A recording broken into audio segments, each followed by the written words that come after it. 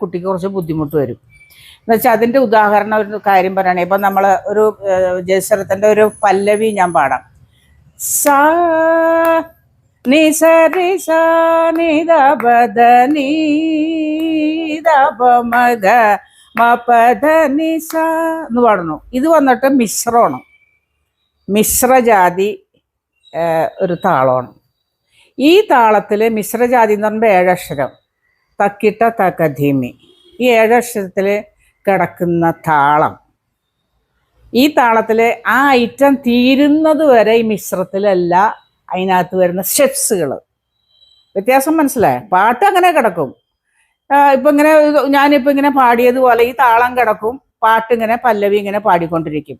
അത് അനുപല്ലവി, ചരണം, ചരണസ്വരങ്ങൾ, അല്ല ചരണത്തെ ഓരോ ചരണങ്ങൾ മാറി മാറി വരും. അതെല്ലാം വരും. ഓക്കെ, ഒരു 5-10 സെറ്റ് തന്നെ ആ ജയസ്വരത്തിലുണ്ട്. പക്ഷെ അതിനകത്ത് തന്നെ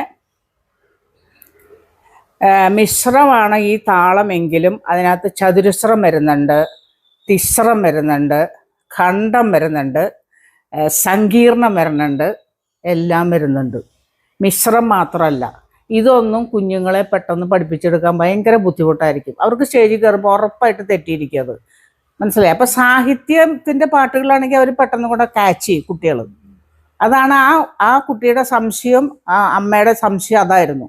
അപ്പം ഇത് ശരിക്കും പറഞ്ഞാൽ ഞാൻ മനസ്സിലാക്കിയിട്ടുണ്ട്. എൻ്റെ 10-48 വർഷമായിട്ട് ഞാൻ കുട്ടികളെ പഠിപ്പിക്കുക. അതുകൊണ്ട് എനിക്കറിയാം. ഞാൻ നോക്കിയപ്പോൾ ജയസ്വരം തെറ്റുന്നവരുണ്ട്. പിന്നെ നമ്മൾ അത്രയും ക്ലാസ്സൊക്കെ കൊടുത്തിട്ട് ഈ നമ്മൾ കൊട്ടുന്നത് കേട്ട് കളിയുന്ന ഞാൻ പറയാം കുട്ടികളോട്.